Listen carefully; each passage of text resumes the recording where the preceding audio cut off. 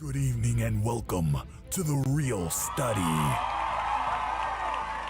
with your hosts, MrSniDBitS, I don't have a problem with him, but I don't think he's that and a bag of chips. BlackGirlMarvel, I cried laughing. That was hilarious.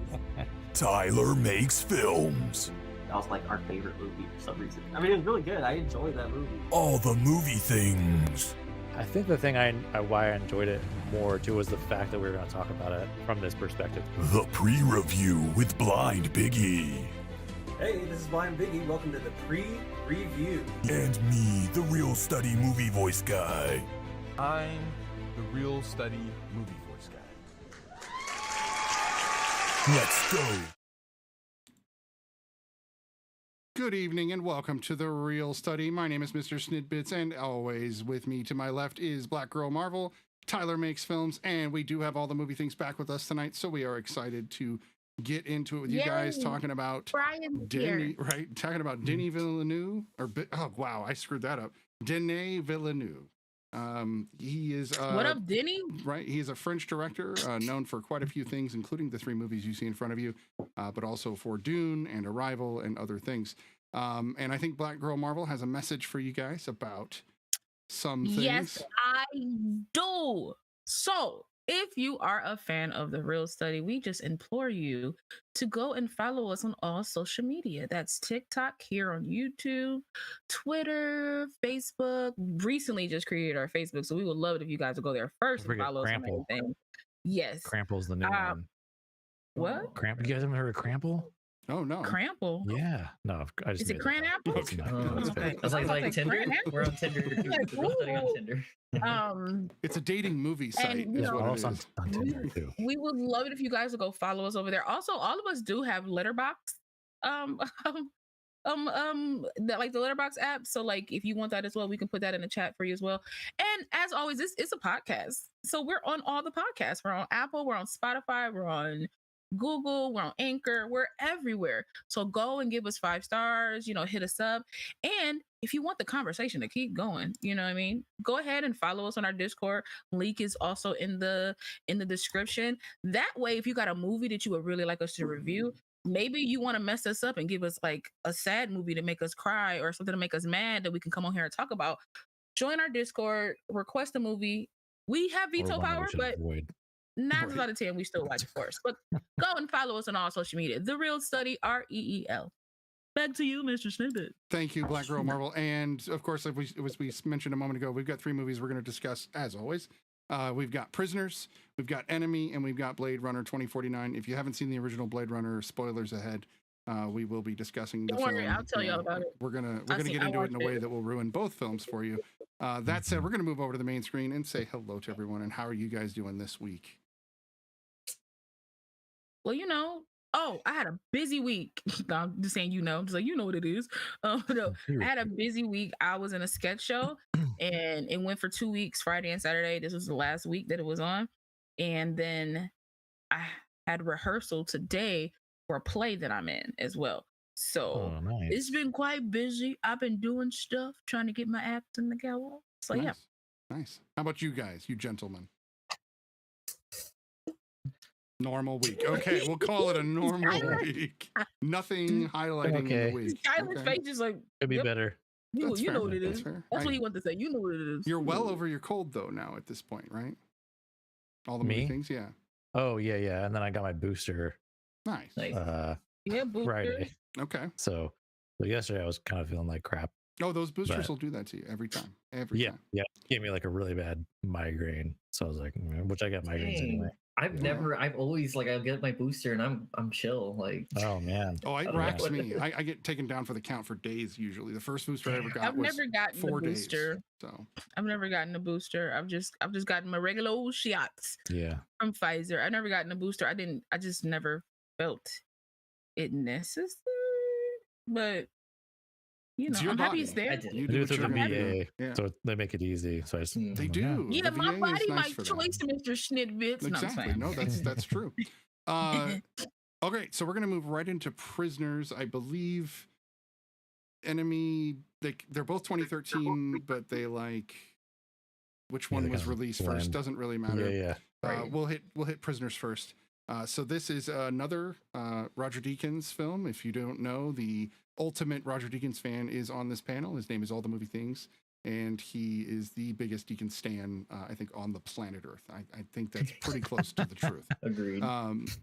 But this is Deakins, this is Denis Villeneuve, and of course some stellar cast members: Hugh Jackman, Jake Gyllenhaal, Viola Davis, Melissa Leo, who I loved in Fighters. Or The Fighter. Maria great, Bello, Terrence Howard, and one of my all-time favorites, Paul Dano, as well. And there are some others, kind of strewn. I was shocked to see him. I've always wanted to see Prisoners, and all I knew was Hugh Jackman. That's all I knew. And when I watched the movie, I was like, Viola. Yeah. I was like all excited. I was like, this is gonna be good. Everybody, it's like it is a stacked cast, Kristen. That is absolutely true. So Tyler, was this your first time watching Prisoners? No, this is my second time. Okay. I want to say second time. Yeah. So this time around, what'd you think? It's good. I mean, like we were talking about it earlier. I still cry every single, I don't know why it was extra. Like, I agree with you. I don't know why it was extra emotional this time. Yeah. It's just maybe it's in like Hugh Jackman's like face when he's just crying all the time. he lost his daughter, so I like to. I mean, I guess this movie is sort of like we were talking about that earlier too. It's the DC cast, the Marvel cast. Paul Dano. It's full of comic book actors. It's crazy. Yeah, you got Wolverine. You've got Mysterio. You got War Machine. War Machine's in it. War Yeah. Machine 1.0, we should say. Yeah. And then you've got Amanda Waller is in it. I swear Keller's Polka Dot kid Man. was Polka Dot Man's in it as well. That's right. Yeah, there's a lot of folks in it. And Maria Bello was in History and the of Riddler. Violence, Yeah, we did which say, she was in History what? of Violence was a graphic novel. Oh, that's Maria Bello was in History of Violence. That's so true. yeah. Real nice. So Was she's there, I have okay, a so feeling- so who wasn't in a comic book movie? Is really right. the That's question. the real question. Yeah. I have a feeling Terrence Howard, maybe he was like, I didn't want to do Iron Man 2, so this is what I got. Like, I mean, I think he did good in this. So hey, he had no choice. Oh. He had no choice. He wanted to do Iron Man 2, but he had no choice. But this movie, like I think like Denis Villeneuve for sure, his movies are thinkers.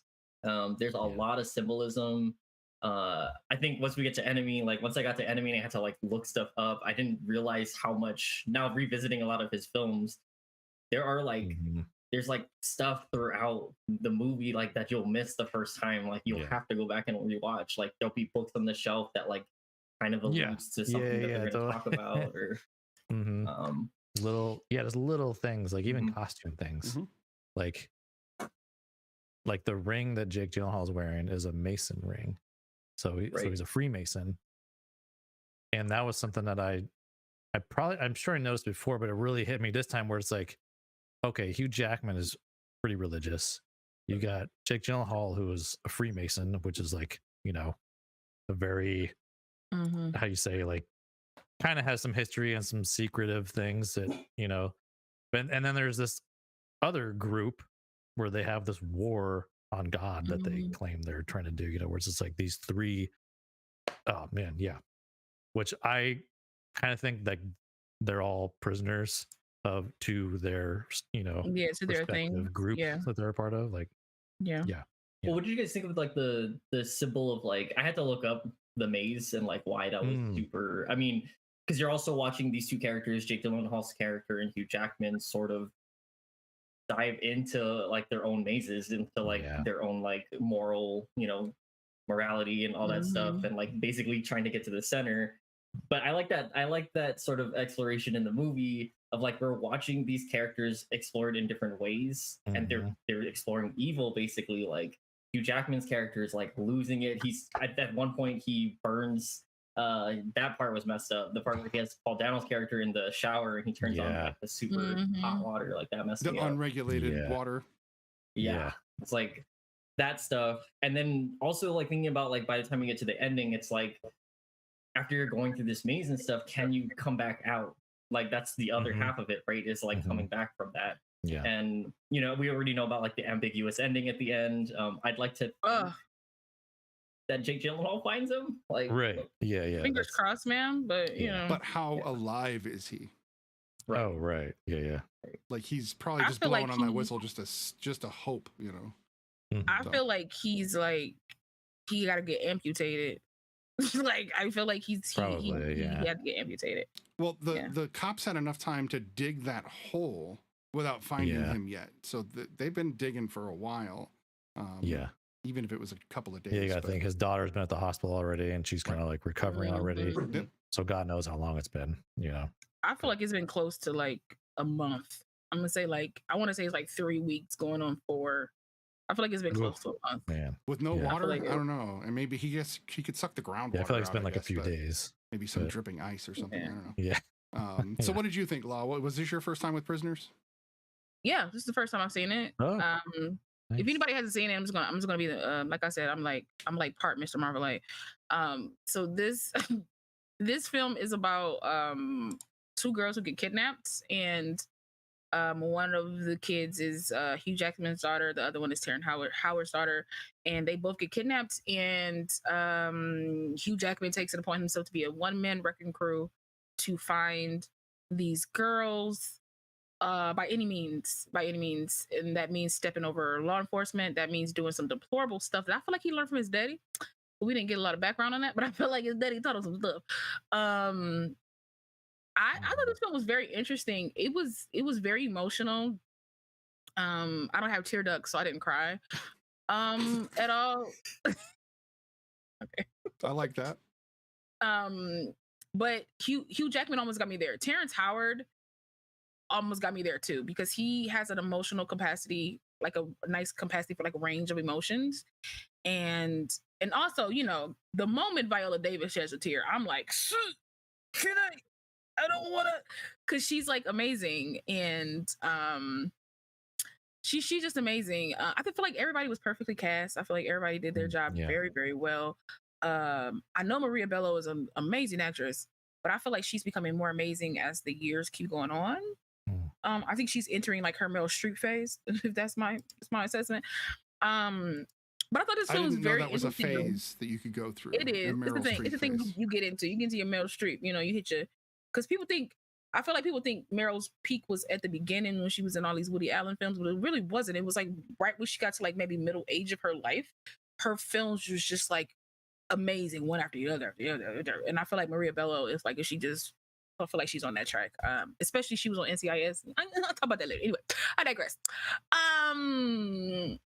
I liked Prisoners because it was like it was a good change of pace from Blade Runner, I'll tell you that. But they're all quite different. Yeah. no, they vary. Like this is like one of the ones like where we like pick very different films, you know, like everything. I also feel like this film was like amazing in the sense that they were all prisoners of their emotions, because like Terrence was so scared and you know that he was locked in himself. Like he didn't have the guts to do anything really. He had to be forced. Like he either listened to Hugh Jackman's character or he listened to Viola Davis' character. He didn't have a mind of his own. He didn't make any decisions. And so he was like a prisoner in himself. Like Hugh Jackman was a prisoner of his emotions because he went all the way anger. Oh, yeah. His wife went internalized. Oh, yeah. And then Terrence Howard's wife just got numb in a sense. Well, don't forget And about so, like- Keller's kid, who was basically a prisoner between his parents, stuck in never knowing He was what to stuck, do with like, either. of them. and he was like locked in that house in the sense because his dad, he would always be like, watch your mom, make sure your mom's fine. Bro, that's my whole sister. I'm sad too. Like, so I was really like, somebody look Like out to for check this on me. kid. Yeah. Like, because Dylan, I think his name is Dylan Minnette. He's actually a very good actor. Like, I've been watching him since he was like a chubby faced kid on TV, and like he's become like a very, very accomplished actor in my book. I don't know, this movie was just like really good. Like I'm trying to find the words. Sometimes it's hard for me to like sit in a drama, you know, kind of like get caught up in the drama. And I was kind of like here from the beginning, like right from the moment they shot Bambi, I was like right in this. I was like, what is this film? I was like, what are they doing? And what are they trying to say about his character? And teaching his son how to do this like so early, and then on top of that, doing the like hallowed be thy name, thy kingdom come. Like he was saying that at the beginning, like that was interesting, and then they called back to it with him like Yeah, they Hugh couldn't finish Jackman. it. Hugh Jackman is just a stupid, phenomenal actor. Like he couldn't get through the words. He couldn't say the Forsaken part, and he was just like. I was just like, oh my god! Like I was just like, why are you this good? Forgive those who trespass against us. Yes, I was like, why? Yeah. I was like, how are you this good? Because he's doing that. Yeah, because he's just doing terrible shit. I know, right? But I'm just like, how are you this good? It was just like, I felt like this is a really, I feel like this is a film you could probably put in like a film class and like break down and talk about. Oh yeah, have a great discussion about. Yeah, but we don't want that because then we're gonna have a bunch of Denny like film bros, and we don't need another. Well, actually, you see the names. I'm kidding, of course. He could be the next director that film bros latch onto. He could be. He's got the potential. Yeah. He is what I consider kind of the brightest star in the Hollywood realm for directors right now because they'll hand him stuff and he does what he does. Was Prisoners the movie? Was what? Oh, this is what I wanted to say. Prisoners was one odd thing that stuck out to me. It's like they had a different editor for the first half and then a different editor for that last half. If it's Prisoners that I'm thinking about, because like towards the end, like middle-ish end, they started doing wipes across to fade. Like they were like fading to black and then like wiping the screen to the left. And I was like, you didn't do this at all. They did some dissolve to blacks near the end. But there were no wipes in Prisoners, but there were some. They were dissolving to black. Was it just a dissolving? Yeah, to black? dissolved. Oh, okay, that was just odd though because they didn't do that in the beginning. It was like none of like, and I went back. I was like, maybe I'm nuts, and I went back and watched like a couple of scenes, and I was like, no, I was just going from scene to scene, and then towards the end they were like fading to black and then bringing the scene back up. I was like, why are we getting super cinematic towards? I was like, what's happening? I was like, what are you trying to say? Like, it just felt weird. It felt odd. It felt misplaced. This is going to sound pretentious, but it's kind of like... I love it. Yes. Like chaos in the beginning, right? Like all this stuff happening. And you know how you go out with not a bang, but a whisper. So just very like, it's very calm. Just and that like, whistle it's not was very... completely... Right, exactly. Well, if you notice too, it was very specific moments when they did it though. Like when he finds Paul Dano's character, like we just see him approach it. And you kind of like, he loses to the audience. So like, okay, we don't need to show how gruesome Paul Dano's going to look and everything. We already know he found him. Okay. So it dissolved to that. And then there was, I can't remember the other dissolve, but it was a very similar kind of thing where they, they did one already. when he was like, I think Jake Gyllenhaal's character had a gun and he was walking to a door and then it like faded to black. Yeah, that was when he found Paul Dano. And I was just like, there's that. What's happening? I was like, because we didn't need to see. We don't need to. Yeah, there's several of those things where we don't need to. That's why we don't need to see Hugh's character. The editing could have been different because you weren't fading any other time, and then you fade. Just it felt like odd fading because you could have still just cut to another scene because you've been doing that the entire film. Right. I have to disagree though. As an editor, I'm just saying though, like, but for me, the choice was just it just came out of nowhere, and it just kind of like it took me off a little bit because I noticed it like very much. I was just like, oh, yeah, we faded to So all right, cool then. To defend the editor and Denny in this, because Denny's no doubt in the editing booth while this movie's being you don't have to defend anybody, but there's even with the most subtle scenes in this film, there was movement, there was intention with everything that Denny put into this film. Even I was watching very carefully because him and Roger are big on the camera, and now that this is the third film they've made together, or the second one, Brian? For him and Deakins? Yeah. I think this is yeah, I think it is a third. They did this one in Blade Runner and then Sicario, so it is third. So yeah, 3 films together. And so this was their first film together, and I think that just getting the reactions from us, the audience, from the way that they move the camera, I think the editing needed to be as fluid in some ways. So giving us too much information can be problematic in a movie like this because you can't spoon feed the audience in a mystery. If you do, then kind of defeats the purpose. I think it kind of dilutes the ending. I like that the ending was not what I expected. It wasn't this like, ooh, do we find the girl? We just get to know that they find the girl. and it's more, do we find the dad, and then what is his fate that becomes this like mystery. But see, my issue isn't not seeing anything. I don't have a problem with that because I understood what they were doing in that moment. I understood that you were like, it's different. Like, you're not prolonging the shot, which, you know, I'm always appreciative of, and like, you're not gonna do too much. But for me, it was just that the switch up in editing and fading to black in some of these moments when you hadn't done it for a nice chunk of the whole film just threw me off a little bit. That's my only thing. The film was still great, you know, and if that's it just personally took me out a little bit. I was like, oh wait, I was like, is the movie over? Because like usually when people fade to black, it's something's ending, and then it's like you faded to black to go to another when you've been cutting just to the next scene. That it just threw me off. All right. I still enjoyed the film, it just threw me off. Yeah. Would you say that I guess like on those scenes specifically, they were kind of, and that's the end of, you know, he found Paul Dano's character, and that's the end of that. Like, we don't. And I think, like, I mean, that's the intention, right? Like, we don't necessarily need to know what they're going to do to them. We've already established, like, who they are as people, how they've navigated their morals up until this point. So, or even their consequences. They're like, that's the end of this here. No, but even the fade at the very end, the very end fade, when we hear the whistle and we see the fade, we already know the consequences of what Keller is going to go through if they find him. We know he's going to jail because he kidnapped, tortured, and abused a perfectly innocent person. I'm cool with that, but we could literally Maria Bello asked faded to black somewhere else in the beginning of the film, and I probably wouldn't have had an issue if I would have saw it come up again. That's my only thing. I guarantee you would. I guarantee though you would have had more of an issue if it was just a straight cut from that moment, and then all of a sudden you don't see how our brains connect cuts is so specific, where like it. I guarantee you that I probably would have. It would have thrown you off where you'd be like, well, now we would have been having a totally different discussion. I agree with you 100%. I probably would have been like, what the hell was that? I probably would have been here like, so you guys think that would have been terrible? Like, I would have probably been mad. But again, they should have put it they should have faded somewhere else where it kind of like mattered for my brain to like latch onto that, because my brain's been latching on to cuts, next thing, cuts, and then you just do a slow fade, and my brain just kind of like, I was like, what? Oh, okay, and then it didn't happen again, and then I kind of like eased into it. It was just so, it was like a blunt cut, but it wasn't at the same, because it threw me off. You know what I mean? That's all. It was the end of a story in that sense. I totally agree. Right, but I would have probably spazzed out again if he would have just cut from that like to a different thing. I probably would have spazzed.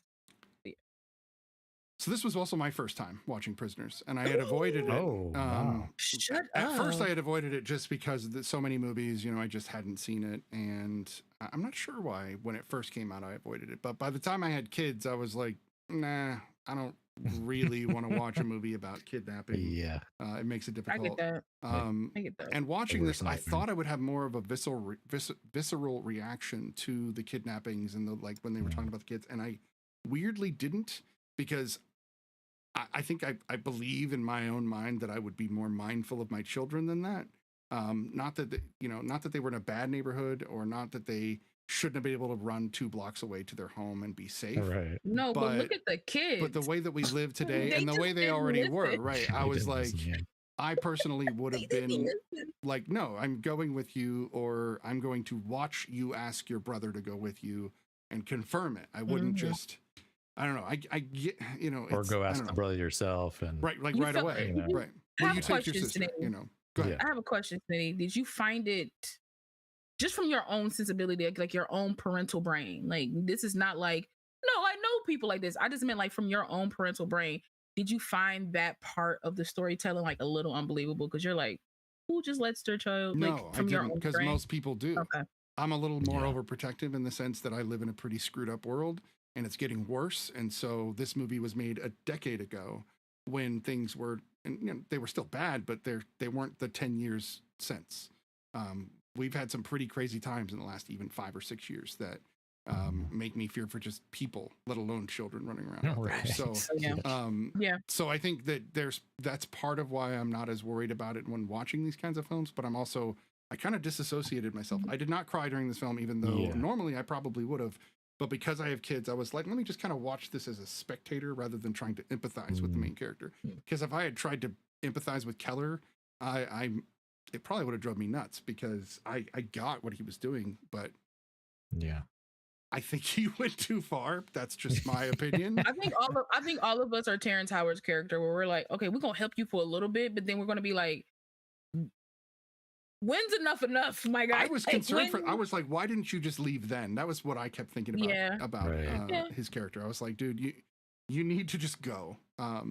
Something that weirdly stood out to me, which I thought was interesting because I love it when they do this in movies, was relationships that are pre-existing where you can totally figure out the whole relationship just from the quite slight interactions. So the captain and Loki's back and forth, they're like fuck yous, and yeah, man, he did not give a shit. They did not like each other, and you could tell the captain put up with him, even though he's a good cop. He solved every case he ever did. Yeah. But he was I didn't like the captain. Loki was kind of cocky, and I don't know. It was. But I love that his name was Loki. I know. I did too. You know, Agent of Chaos. Yeah, you don't see stuff like that like outside of like Marvel films, just like or like movie. We're in Asgard. It's a mythological Viking show. Like you don't just name a character something. I just love his name was Detective Loki. I was just like, that's nice. But he was trying to sort the chaos. That's what I liked about it. He was actually trying to like delve through it instead of causing chaos. He was trying to figure it out. So it was a nice turn on things. You were mentioning Maria Bello.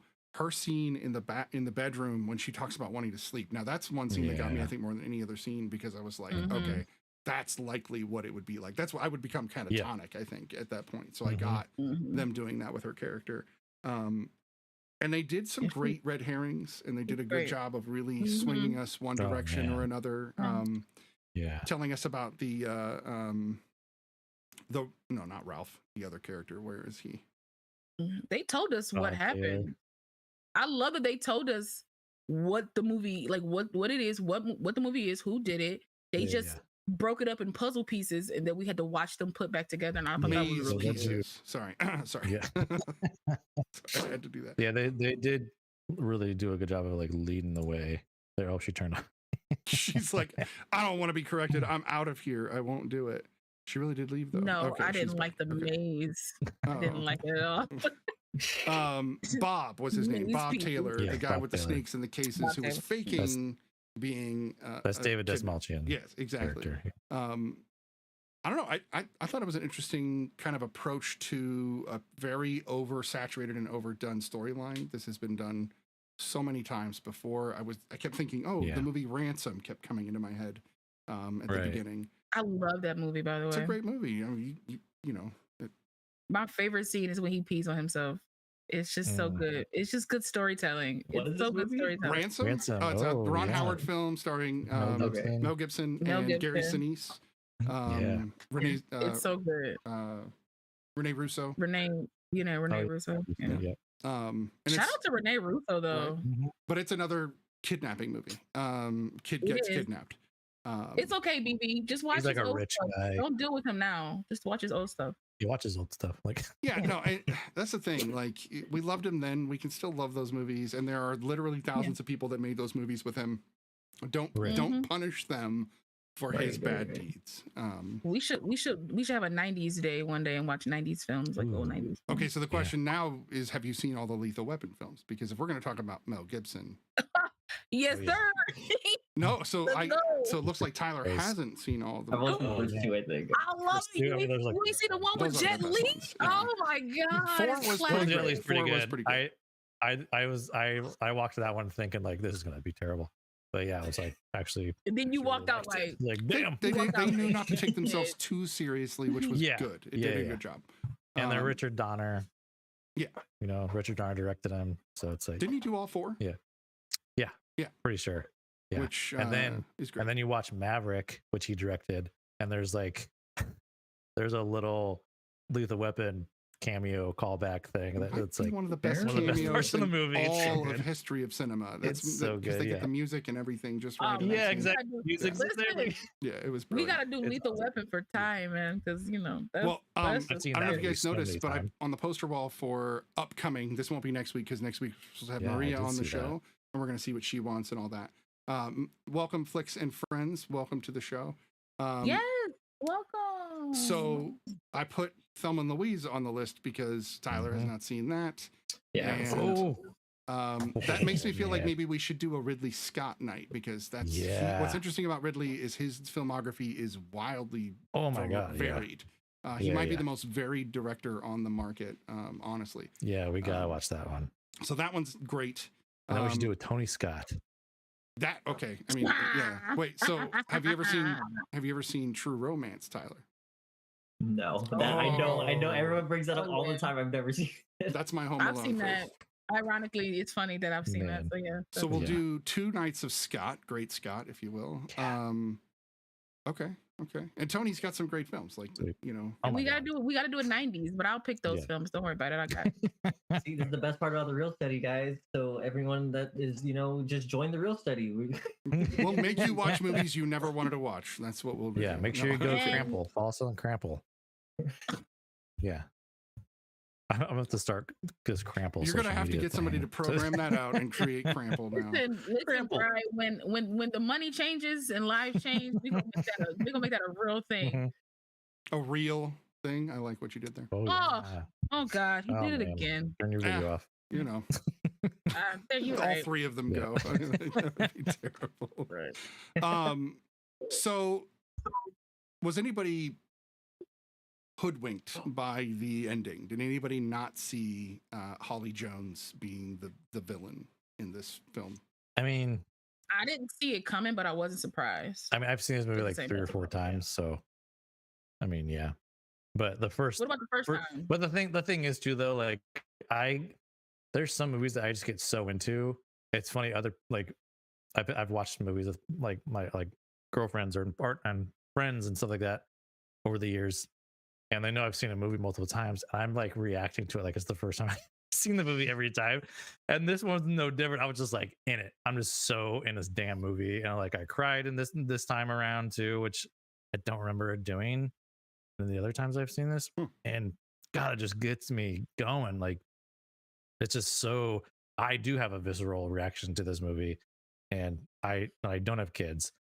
Not that I know of. And so it really gets me every time. I mean, I looked up too, like the only thing this was nominated for was cinematography for Academy Awards, which really kind of surprises me. Just every single person.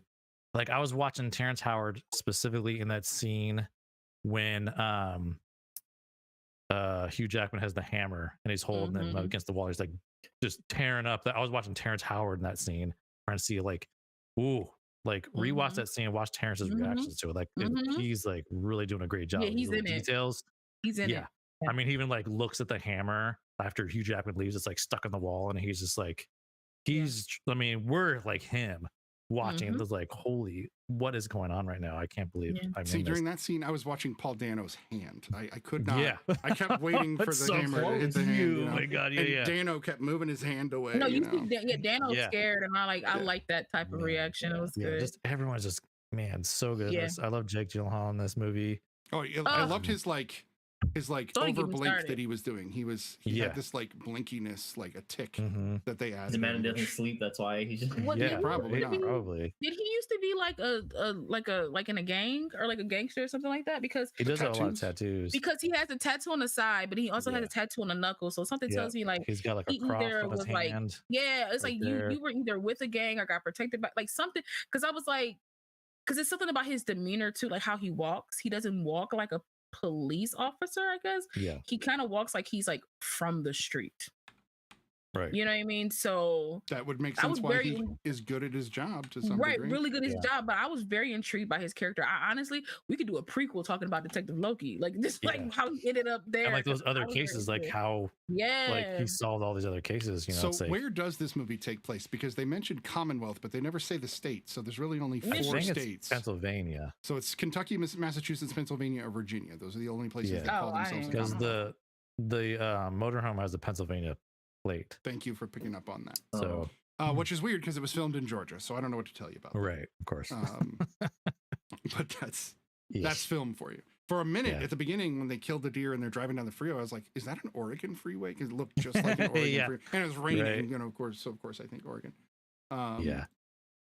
Something interesting too. I noticed like watching all these back to back. You know, all these, which is kind of a fun thing fun way to watch these movies is watching the same director, the same whatever, and especially director though, because you notice these choices over and over again. Like Denny likes to. This is just my perspective. I mean, I could be totally off, but I notice he loves to introduce characters from behind. Like we see the back of their head first before we like get the reveal of like who this is, you know. So I noticed like there's at least one introduction in each film where we see the back of a new character's head. I'll be Like watching. when we first see Jake Gyllenhaal in Prisoners, it's from the back of his head in that restaurant, and we're pushing in, and then we see the waitress actually first, her face, and then it, you know, cuts to the reverse, and we see, oh, it's Jake. Yeah, so I like that was just a fun thing I noticed in all these movies. He does that. You just know Denny is behind. He's like, I want the audience to come into the character. Yes, and we're entering with we see you. Oh yeah. Watching an interview with those two was interesting because it was kind of a pulling the curtain back, where weirdly enough, I think Enemy is a little bit of both of them, and we'll get to that here in a few minutes. But I can see that. It's I think they're both a little disturbed. It is. They both fought to really get that movie made. They both fought to really get that movie made. So they really wanted to I could see that. I could see like having a fight to get that movie made. Yeah. It was just like, man, my brain was right. Part of my brain is still over there by the TV. Yeah, exactly. Trying to figure this out. Yeah. I started following spiders around my house, just starting to ask them questions like, hey, could you guys explain this movie to me? I'm a little confused. There were a few of you guys in the film. I thought maybe you'd have some details. I love what are you trying to tell us, Denis? What are you trying to say? Yeah. What's that thing? Also, like, I loved I mean, I gotta talk about the cinematography. Yeah. At least for the two Deacons ones, because of course, there's a lot of similarities in both of these too. So Deacons loves like trying to be as natural as possible. He likes to shoot as much as the human eye would be able to see. So he doesn't like a lot of like distortion in the lens. It doesn't like lens flares. It doesn't like all those kind of things. He wants to be as clean as possible, but he does love to obscure things. Like we see a lot of shots through windows, through rain, just things that are between the camera and the actors, you know, just like he loves silhouettes. Obviously, there's a lot of silhouetting in both of these, both Blade Runner and this film. Yeah, that's just something like that's a motif that Deakins loves to do in both of these films. They approached rain. Go ahead, Tyler. No, please. The one shot. Go ahead. I like that. I like this type of shot that he does where he'll start somewhere and then he'll slowly push in and then someone else gets revealed in the shot. Yeah. Like obscured at first. Yeah. I'm like, this guy, he does it in Blade Runner. I know. It's like butter. Denny loves moving the camera, but even in so subtle, there are moments where you're like, is it moving? And then you're like, oh, it is moving. It's slightly moving. I was totally doing that. Yeah. I was like, oh. Yeah. So I love it. I love it. One of the things they handled so well in Prisoners was the rain. Rain in movies is a nightmare unless it's really raining, and then it's of course a nightmare because you got to worry about your gear. But you know, of course, you missed Kurosawa, where we talked about that a lot because he had the 50s and dealing with the rain. But the shot that I remember in Prisoners that really stood out to me, where they dealt with the rain, was the gas station scene where he's finally driving up to get to the RV. But they did such a good job that the gas station made it dry under the overhang and then wet up front. So even if it wasn't really raining, you could never tell because the rain behind that would have been too far away to even notice. And that's the little subtle thing, but it makes it more believable. But there was lot of rain in this movie. A fun cinematography trick too, which is kind of why so if you watch Michael Bay movies, he loves which never happens. He shoots in a lot of like hangars. A lot of his, and the freaking hangar deck is like always wet. That's never gonna happen. But it's a cinematography trick to like just make it more, just like blast more light into a scene. You know, he loves having like a wet deck. But I'm like, why is this hangar soaking wet? There would never be. It's as bad as sound effects for squealing tires on dirt roads. It's like, what are you doing? We don't need that. So we were a little late starting, so why don't we go ahead and rate this film and we'll move on to Enemy. And I do want to make sure we have plenty of time for Blade Runner, and we still have our pre-review because Biggie has been busting his butt getting that done. He actually had to start late this week because he had some noisy issues, but that's fine. He managed it, and thank you for that, sir. So let's go ahead and rate. Tyler, I started with you, so let's start with you. What's your rating of Prisoners? I mean, the second time around, like I think I had an 8 out of 10 the first time around. Like it's a 9 out of 10 for me. I would say that it's amazing. So yeah. He missed all those last week. That's why. There were some great ones last week. Oh man, I missed all those. Damn it. You did. Now I can't remember. I'm gonna butcher them if I try to repeat them. But man, they were gold. How about you? How about you? All the movie things. What did you think of Prisoners? Oh yeah, it's a 9. All day, every day, every time I watch it, it's a 9. Yeah. And I love that. I like Tyler mentioned too. Like you find things, you find these little things in there, and they're always small, like Jake Gyllenhaal's ring that he wears, you know. Mm-hmm. And the thing was too, like I noticed too, like that it was very purposely turned towards camera, the Mason symbol. I was like, oh, okay. Now I see it. Like it's like, oh, you wanted us to know. Oh, gotcha. Gotcha. I see you, Denny.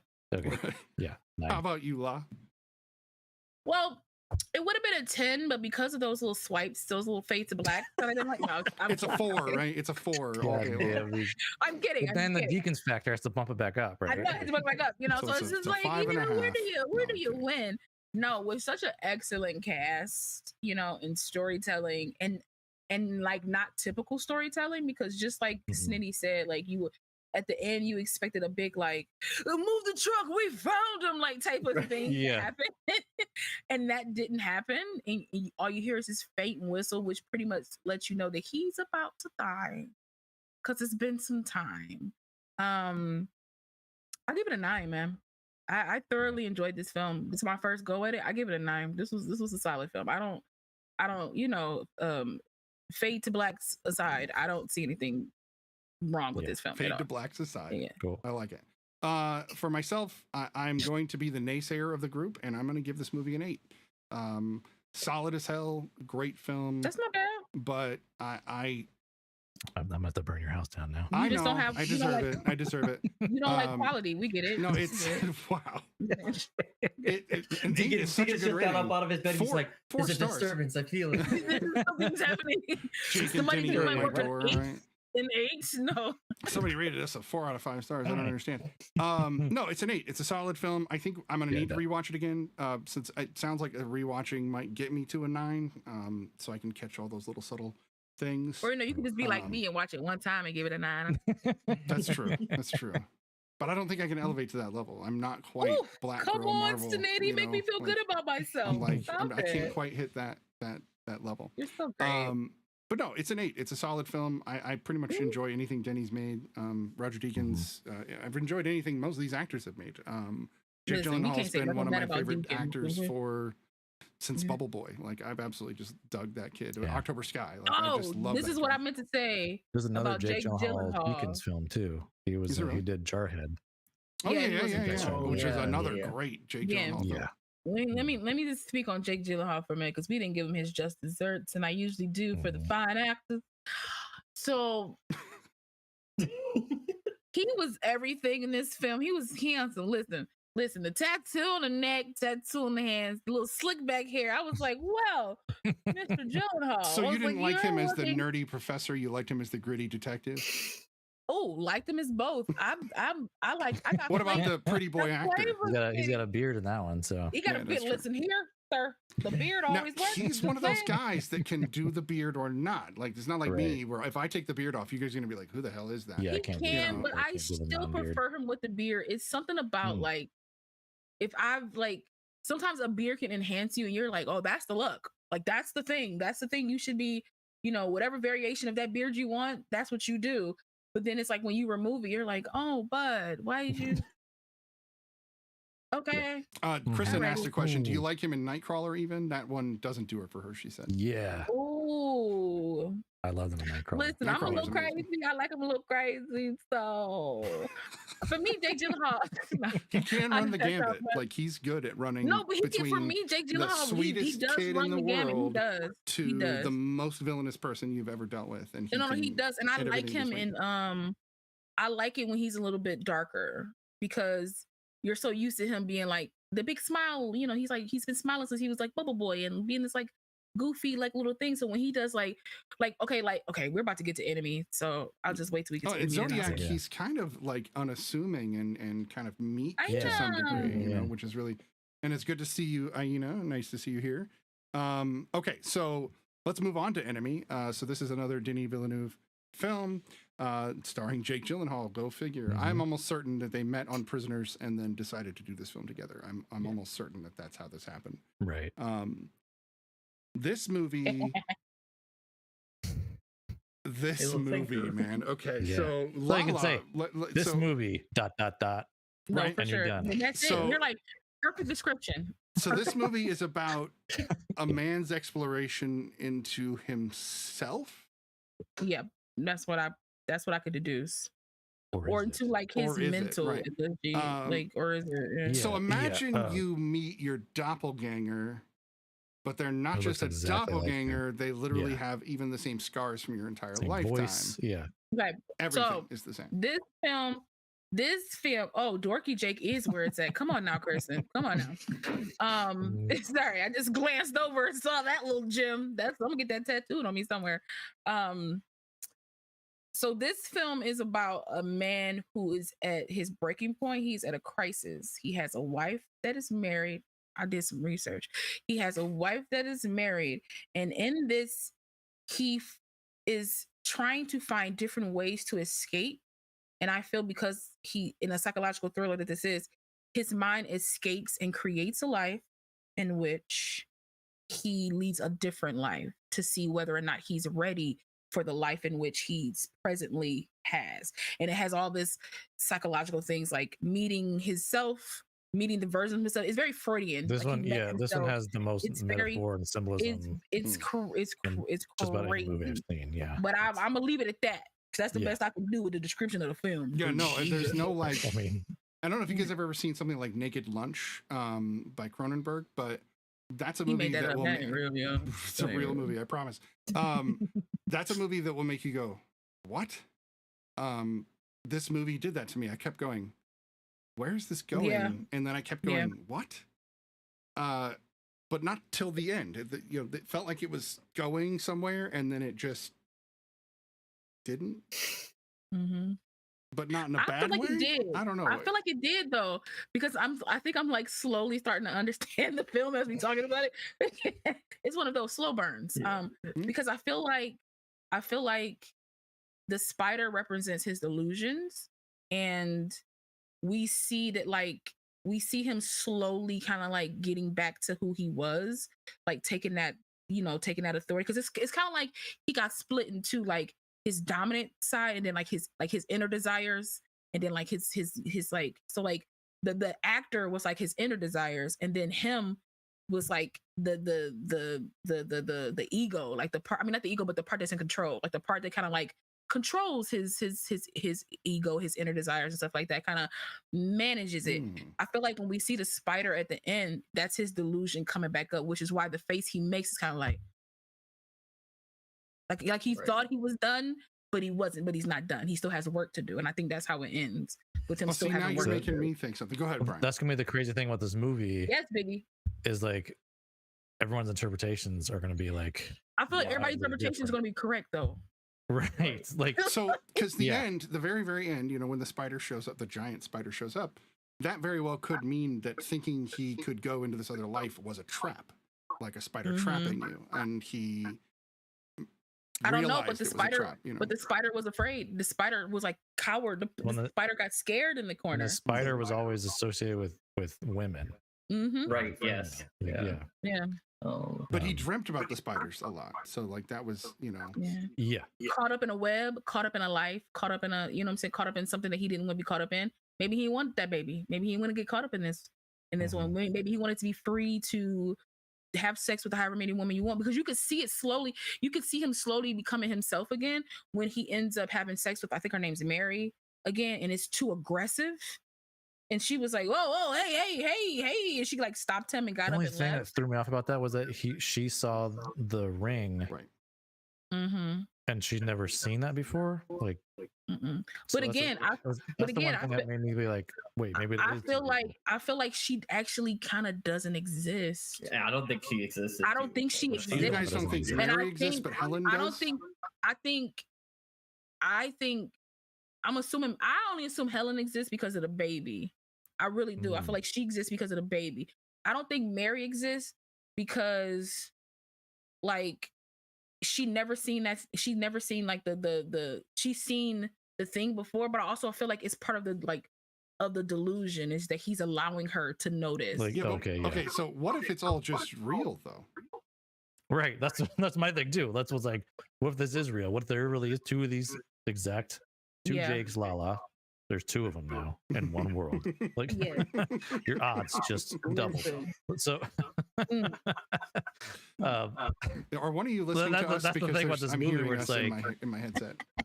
you know, where it's like, what is real? Because I felt like the club he went to, that he was like the exclusive club, did something to him. I was like, oh, okay, is this a thing where like this club like split him in two, or he decided to do something they didn't realize what he was doing? But then Right. but then they Hmm. never really revisited it until the end, and I was just like, oh, okay, I was Okay, wrong. so the club I was that like, the maitre d, the guy from Yeah. the elevator was talking about, so that's just Mhm. Fight Club, right? And so really this is just him as two people in one. Okay, no. Right. no. What was No. really interesting that I thought was an interesting choice was they mentioned the accident that Anthony gets into with Mhm. Mary in the car, but then they Yeah. cut before they Yeah. explain anything, which I was like, if okay, there's I like one that. person, yeah. That was great. Yeah, this is a difficult movie to talk about because we could talk about plot Yeah. points, but where do they really lead, you know? Oh, wait, Kristen said, I wonder how much he was projecting the spider part onto them. Also, is there like a Mary the Virgin type? So it's funny she mentions that because like something I looked up, there's a lot of like, because there's also Helen, which is also a biblical name. Mhm. Yeah. There's all these other kind of like things associated with that. Well, his name's With Adam. like, yeah, exactly. Mhm. Like there's all these things, and like the spider represents like feminism or the female or the feminine. And there's also like, I mean, was it Helen is the one that's pregnant? pregnant. Mhm. Yeah. Mhm. So there's there's all those. It's a lot. They Well, was Well, doing even I know. the so much. shots, It's a even the shots they were doing were very Mother Yeah. Mary type, Yeah. shots where she's Yeah, like yeah. holding her belly and Especially at the end, she was like, she's in white at the end, Mhm. Mhm. and like she cleanses herself at the end, like she washes herself. Like, I did like her though because like she knew immediately. Well, She was like, so Right. that's one of the things. Her and the Missing. mother Right. are what make me wonder whether or not it was just one person, because the mother says you should give up that dream of being an actor. And I know that she's talking about Mhm. Anthony, but at the same time, she Mhm. says it in just the right way that it sounds like he's talking about something delusional rather than Yeah. a real thing. but it's and then Yeah, it's yeah. also the blueberries thing, because she was like, here, he's like, Yeah. There's a you know I don't blueberries like thing. blueberries, and she was like, Yeah, yeah. yeah, you do, they're good for you. And then Anthony has a lot of Loves blueberries. blueberries Yeah. and talks about them And he all the only time. likes yeah. specific blueberries. Like, Right. yeah. Yeah, Get he's the like, they gotta organic be blueberries. organic. Yeah, yeah, ones, exactly. So like, and his mother seems very highfalutin. And I think it's interesting that Isabella Rossellini, I believe she's like French, and then Melanie Laurent is French. Well, they're Canadian. Melanie Laurent, I believe, is Canadian, French Canadian. Yeah, so I'm just yeah. like, but I'm She's just, set in but then I'm just Yeah. like, but Jake ain't got no accent. Like, Right. So, okay, real quick. I'm not sure who did the DP on this film, but between Denny and whoever was the DP on this film, some of those shots of Toronto were more disorienting than some of the shots that people do where they invert the camera completely, which drive me nuts because, okay, things are upside down. I get it. Like, it's fine if you use it subtly, but you can't use it all the time. But there's a shot of the apartment buildings, or like, I guess maybe, I don't know, maybe projects, but like a huge apartment complex. And the camera is moving up and over at the same time, and it disoriented me so much. I was like, "What the hell?" Yeah, I think and that's made just me they're feel using. what they I were think feeling too in the they're film. using the way those buildings are designed Right. to help you kind of like feel that way. Because as soon as I saw those buildings, I'm like, oh, this is Canada. Because if you've ever been in Vancouver, they have very similar buildings as well. I was gonna say So I was thought like, it was oh, this is Canada. Vancouver until I Yeah, I saw thought it was the too. needle, and then I was like, "Okay, no, it's Toronto." Yeah, Yeah. exactly. Yeah, I like that. I don't know. I think they were the same person. but I think don't know. I feel like his psyche split. And even though these women could see that there was differences or the person was different, it's still part of his mind. We're watching this through him. And I think his psyche split, and we just got him to see him live some lives that you know, like a life that he wanted to live, and then like the life, like who he wants to be and who he is. You know what I mean? So I was gonna say that's where like, because after like looking it up and everything, I think the beginning sequence was him doing what he was doing, you know, sleeping around, going to these clubs. And I know that she had mentioned how, oh, like she's like this, she hasn't done this for a couple of months, and now she's like 6 months pregnant. So I think there was a time period that we didn't get to see, which is where he like went back. He's a professor. He's just focusing on just that. Yeah. But like there was also a scene where, because I was watching with my girlfriend, and she was like, why is she crying, getting all emotional when he's like, I think it was that blueberry scene or whatever. Like I think she comes to the realization that something happened. Like, and she might have been the reason. At least she feels like she was the reason that pushed him to basically split personalities. You know, split from M. Night Shyamalan. Yeah. And I think, yeah, I mean, and back to the spider really quick, because that's the one I had to look up, and I was like, okay, this makes a lot of sense, because there was a book in the movie that said reverse reality something, I don't know, and I was like, okay, so you have to kind of like look at the movie backwards or something. But that spider represents, yeah, like I think he feels imprisoned by like his situation, like, oh, this family, like they're locking me down, but like I have this urge that I need to go sleep around. I can't be tied down here. Yeah. So I think that's why in the beginning that girl is about to crush that spider, because I think that's what he thinks is the answer to like, this will free me. Like if I'm just myself, it'll free me from being a parent, being all this stuff. And like, I think that's why the spider at the end pops back up, and it looks scared because we think he's like, okay, cool. Like he's not going to cheat. He's going to be a good husband, all this stuff. But as soon as he gets that key, not even like a second, and he switches. Wait a minute. Because I think he's always been Adam. He's never been Anthony. I think Anthony is who he wants to be,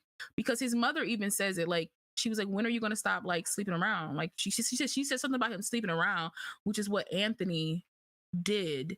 And I think when he decided to be Adam again, which is why they got into that car accident, he thought he killed that side of himself. But then when he went into the room and saw the spider, he knew that it wasn't over. He's dead. So the accident was him in the car with Helen. He dies. That's why we see the spider in reality, because we only see the spiders in his dreams when they're all weird and big. We see real spiders in the real world, but when they're big and awkward. Do we even know that that's how she was able to churn from a human into a spider? So we watched. That's why we never got to hear the rest of the because that part's not real. Right. So nothing in the very end is real. So we hear about the accident. They turn off the radio because he's tuning out, because he's headed to the light or whatever use whatever metaphor you want. So I think he's dead in the end, and that's him dealing with I get that. I just thought about that as you were talking, as you guys were all discussing this.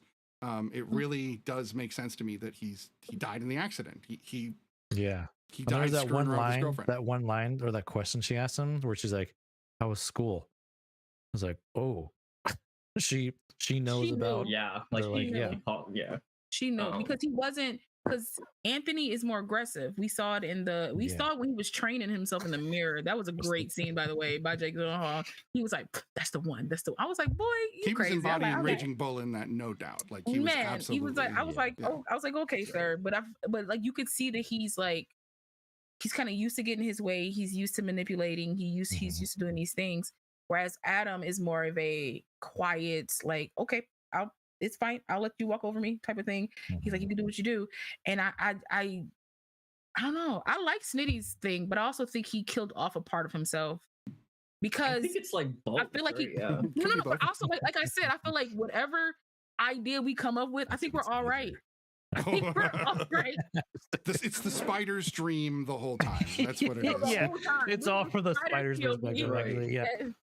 But I like what you said now that I'm thinking about it, because I'm like, a lot of the imagery of like the way that like it's Toronto, right? Like the way that it looks, you see like the telephone poles, everything looks like a spider's web. So like even by the end, I was like, this makes it that much scarier, because it's like, I think he's in hell. Like he's dead. Like you're caught in the spider's web. Maybe he is in hell, and he's just reliving. He's just reliving this, trying to change his outcome, and he could never quite change his outcome because he's a scumbag at the end, no matter what he does. Right. So I watched an interview with Denny and Jake after the fact, and you didn't share it?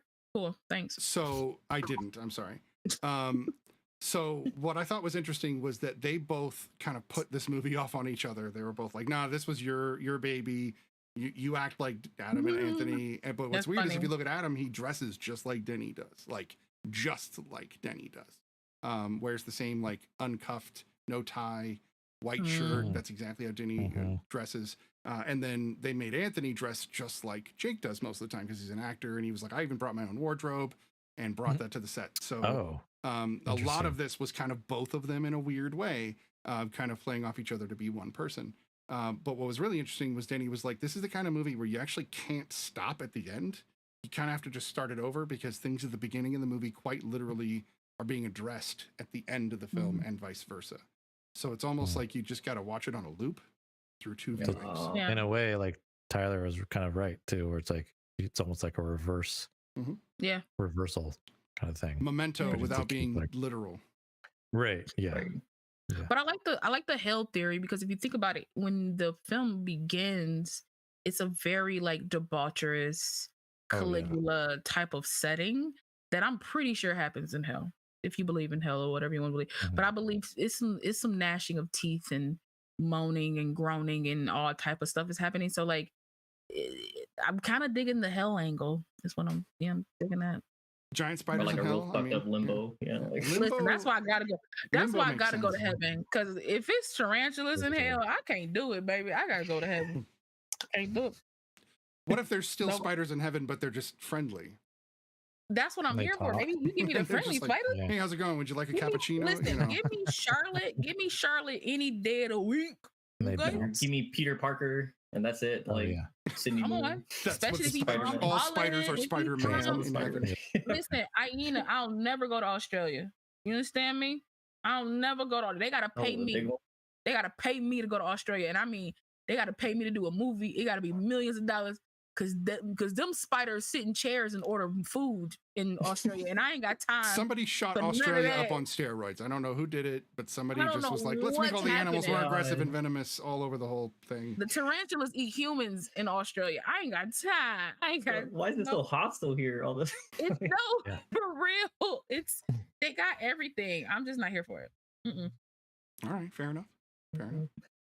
So yeah, if you want a confusing movie that'll make you have these kinds of discussions where it just kind of goes off the rails and we can't quite figure out what to pin down, then please watch Enemy. Tyler be tired of me. He'd be like, "Oh my god, this person." No, because I liked Brian's response in the chat. I was like, "That's for you, Brian," because I agree with you, but I didn't want to. Oh, so okay, yeah. No, I was just reading back on some of those comments. So why don't we? Because I don't know if there's much more we can explore without just going in loops. Really. In a loop. Smitty in a loop. Yeah. So why don't we rate this and get to the pre-review, and then we'll use the rest of our time to discuss Blade Runner. Yay, Blade Runner! Let's do it. Let's see, Brian. We went with you first. What is your rating of Enemy? I gotta give us a 7. Yeah. The way you said, I felt that in my spirit. Well, one of the first things he said to me was, "We should have watched Arrival." That's what he said. I was like, "Let's watch Arrival." Yeah. But I'm happy we watched this and got it over with. You know? Now, Bradford did you guys notice that in Arrival there's a ton of spider like things as well? I think Denny's got a thing about spiders. So. Yeah, I'm cool with that. I'm cool with that. Yeah, 7. I was looking forward to it because I didn't know anything about it. Actually, I went in this one totally blind. It's got Jake and it's directed by Denny, so I was like, okay, cool. I had no idea what I was getting into, and I was like, if I gotta like do like research after a movie, I mean, I don't care like how well done it is. It's just, I mean, it defeats the purpose. I love you, Denny, but damn. Give me a book. If that's what we were saying too. It's like A24, the most A24 before A24 became right. Yeah. So Denny actually said in that interview, he said because this is based on a book. But he said the spider stuff not in the book. Yeah, see, I heard that's where he messed up. Stop adding. Nobody asked for that. Now we probably had the movie right in the beginning. I know, right? He's like, watch this. I'm gonna throw some spiders in here, and these no one's gonna know what the hell's going on. Right. So. He only added like 4 spiders too. It wasn't a lot. It was enough to just it was just like, okay, here's screw your mind up. It Tyler, wasn't like that bat from that movie. Remember, Brian? The bat that kept popping up. From Daybreakers, the bat. Daybreakers, yeah. Tyler, what's your rating of Enemy, sir? That was great. I would like to give it an 8 because it'd be funny because there's 8 spider legs. But I'm kind of like, yeah, I'm gonna give it a 7. Honestly, I'm gonna give it a 7. If anyone else that wasn't Denny did this movie, it would have just been another art house film that I would have been just like upset by the end. Like, what was this for? Like, why'd you do this to me? Like, totally. That's fair. Totally. That's fair. How about you, Law? I'm gonna give it a 6 because I ain't gonna never watch this again. Okay. Okay. That's not to say that Jake didn't do a brilliant job playing himself. I will say this though. When they had like Jake come in as Anthony and then they had Adam here, I was like, that ain't Jake Gyllenhaal. I could tell by the face, even from the back. The I was beard like, that's was not too thick, I think. Yeah, his cheek was too chunky. I was like, that ain't Jake. But it's cool. I'm gonna let y'all pass. Well, you got it. It's kind of, it might have been. I was like, I'm gonna let you guys. What if Denny was the same? What if it was Denny? What That if would it have was been Denny perfect for their approach to this. Listen, I'll take it back if it actually is Denny. But not to say that the acting wasn't, not to say that the acting wasn't great or anything like that. But this film is way more cerebral than I thought it was going to be. Yeah. You know, and so it gets a 6 for me. I don't think I'll ever partake again unless somebody's like, I got a film I never seen before. Let's watch this film called Enemy, and I'll suffer in non-silence. One more thing, I totally agree. I just want to mention there's one thing about this movie. It was made for about $3 million, I believe, when I finally like figured out how much it was made for. So super low budget. Did anyone notice that the students in the classroom, they were also the only students on campus? And I was like, there's that budget. I was like, are these the only people going? Oh, damn. Yeah. I mean, that just kind of feeds into like the fantasy, like the disassociation of it. You know, like the same. Maybe the only people he's ever like met. So he just threw them. Also, like, Denny's like, that's exactly, yeah. Not the budget. $3 million though. Come on, Iena, for the beard, bad. You know it. Come on. I'm gonna be a naysayer again. I think this movie is an 8. I actually like this movie. I like cerebral films, movies that make my brain go. As much as Prisoners. I like it better than Prisoners. Come on, I really did. It's because they're firing me from my own show. I love it. I mentioned Naked Lunch at the beginning. I always really enjoyed those types of films that make these kinds of discussions happen. This is what I like about these kinds of films. These kind of intricate. You know, what did you think? What did you think? And we're exploring it together. You know, so this is the part of it I like. But without the film, we wouldn't have the discussion. How about that? Yeah, that's fair. So you give the discussion a 10. Oh, okay. I give this discussion an 8, man. 8.5. Yeah, this discussion. Boom. You know what I'm saying? Get Roger Deakins to shoot it. It's a 10. You feel me? The lighting I'm not is doing a great job with the shooting. We need a Deakins makeover. I will say this: it's a scene. It's a scene with Jake Gyllenhaal. I forget what he's doing, but like his back is like to a wall, but it's like a yellow glow that's on his face. Yeah. And I was just like, there was a lot of yellow in that. It was a lot of yellow. But I was just like, that's beautiful. That's a beautiful shot. I was like, that's just a great shot. I could put that shot on my wall, man. I was like, that's just a good shot. Yeah, it was a great looking film. Yeah. Anyway. All right, 6.5. But I still won't watch it again. We're going to move to the pre-review and we'll be right back. The pre-review with BlindBiggie. The pre-review with BlindBiggie. Welcome to the pre-review. I'm your host, BlindBiggie. The pre-review is where I tell you about upcoming films in the movie theaters and beyond. This is for the week November 28th through December 4th. First up is A Hollywood Christmas. A successful Christmas movie director begins living her own Christmas movie when a handsome network executive shows up threatening to halt production on her latest film. This movie stars Jessica Vann, Josh Swickard, and Missy Pyle. And anything Missy Pyle's in, I'm good with. I'm definitely looking forward to this movie. The family comedy, A Hollywood Christmas, premieres on HBO Max December 1st. The next movie is Violent Night. And of course, this action dark comedy stars David Harbour, Beverly D'Angelo, and John Leguizamo. And we get David Harbour as Santa Claus.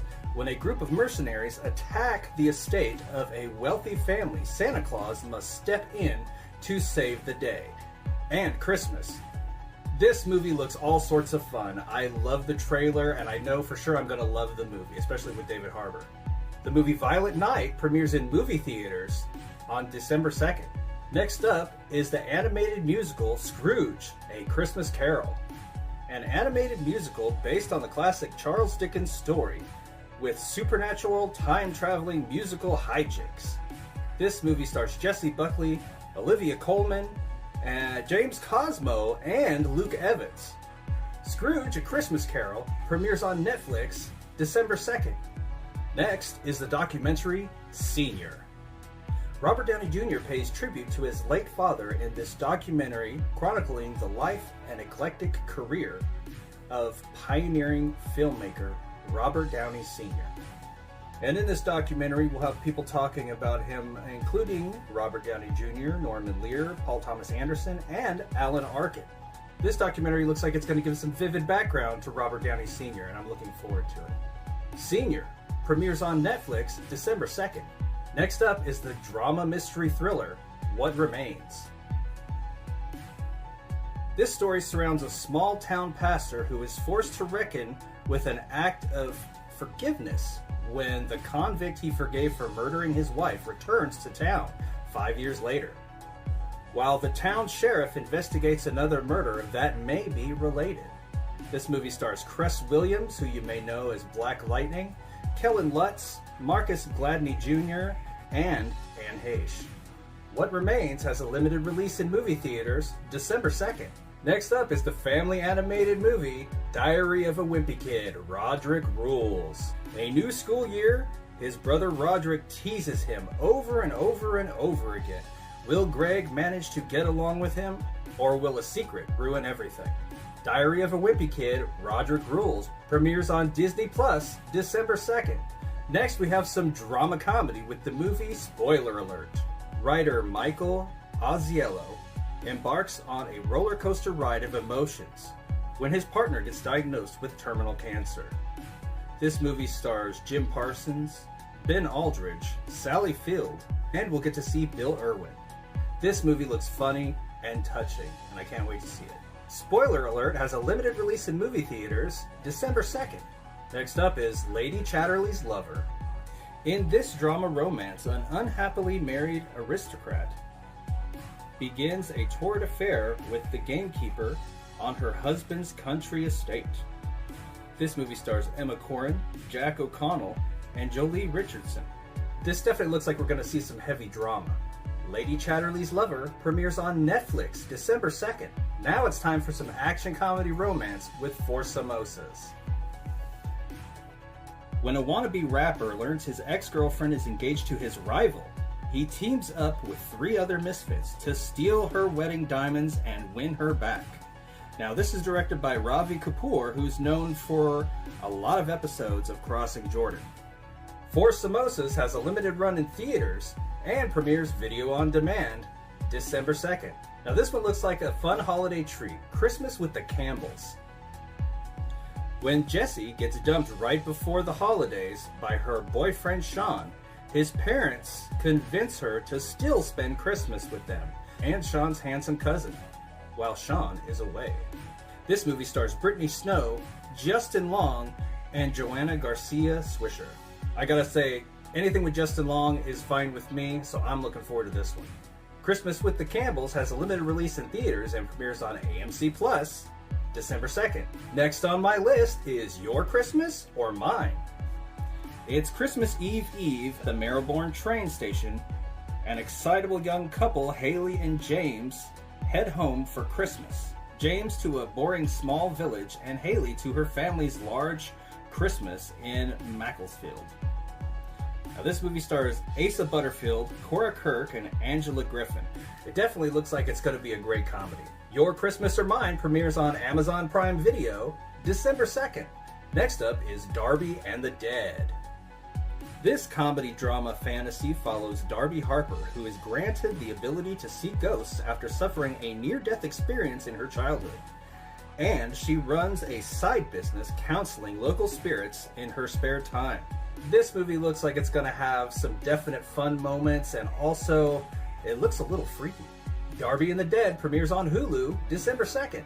Next is the A24 film, The Eternal Daughter. Returning to a hotel now haunted by its mysterious past, an artist and her elderly mother confront long-buried secrets in their former family home. This drama mystery stars Tilda Swinton and Joseph Midel. I'm definitely down for anything A24. Let's see how this one is.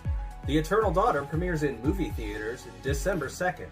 And last on my list, but certainly not least, is Savage Salvation. A recovering opioid addict wreaks vengeance on the dealers responsible for selling drugs that resulted in his fiance's death. Sheriff Church and Detective Zeppelin try to prevent him from turning the town into a bloodbath. This movie stars Jack Houston, Robert De Niro, Taylor Kitsch, Quavo, and John Malkovich. Savage Salvation has a limited run in movie theaters and premieres video on demand December 2nd. Looks like that's all for the pre-review this week. Hope to see you out there. And we are back from the pre-review. Thank you, BlindBiggie, for always doing such an amazing job with that. And we are back to finalize this with one more film, the Blade Runner 2049, which is the sequel to the smash cult classic. I shouldn't say smash it because it was not a well received Blade Runner with Harrison Ford. Deservedly so. Yeah, deservedly so. That said, we are going to hear Lala's take on Blade Runner 2049. We'll probably hear a little bit about the first Blade Runner at the same time. Go for it. You will, because there's no choice. Okay. Okay, so I've never seen Blade Runner, so I decided to watch Blade Runner, the first one. So I looked it up and everything was like, watch Blade Runner, their final cut, the final pro cut or whatever that thing is. They were like, watch that. They were like, don't watch that other one because there's like 5 different cuts. Yeah, like they were like the final cut or whatever. Everybody was like, watch that one. That's the one you watch. The final ultimate collector cut. And so I watched that one. And it was the best thing you've ever seen. There's a 2049 review. Just remember, like. Okay, you're right, Josh. You're right. Okay, so I watched that one to get some background. So when I watch 2049, I could be like more. I can understand what's going on. Mm-hmm.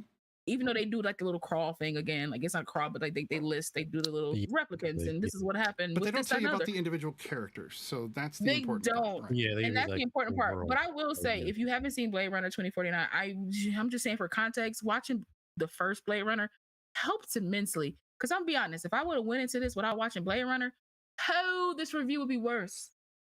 Because it's gonna be bad. Okay, I have no problems with cinematography. This film is beautiful. Let me give you all the good stuff out of the way first. Blade Runner 2049 is beautiful. The colors, the shots.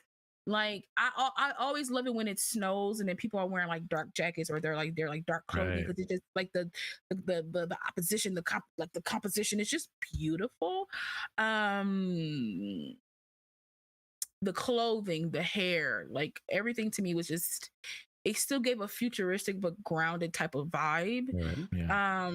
I enjoyed that aspect of the film.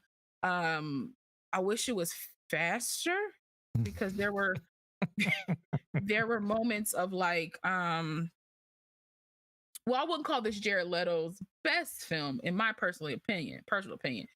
I will say this though, at least he doesn't have an accent. Come on, Bryce. Speak it, Bryce. Because oh boy. Yeah, they love putting the accent on that boy. Wait, yes. They love it. But I will say this though, whenever Jared Leto plays like a villain in some sense, no matter how much you're like, oh my God, why would he do it this way? However it is, he brings something unique to the film when he does. I can say that about him. He was a highlight in this film to me.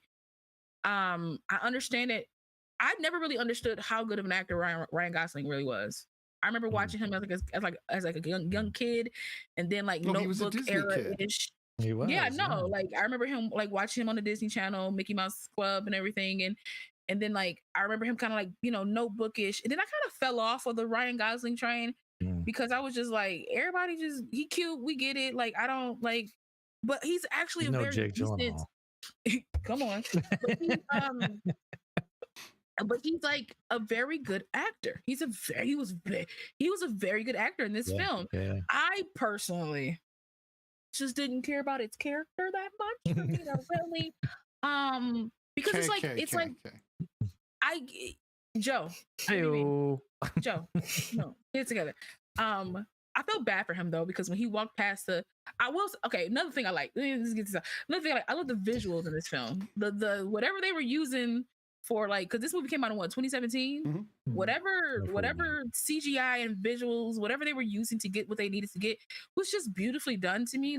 Ana de Armas plays she plays Joy. She plays like a computer animated woman that you can be with, I guess. A digital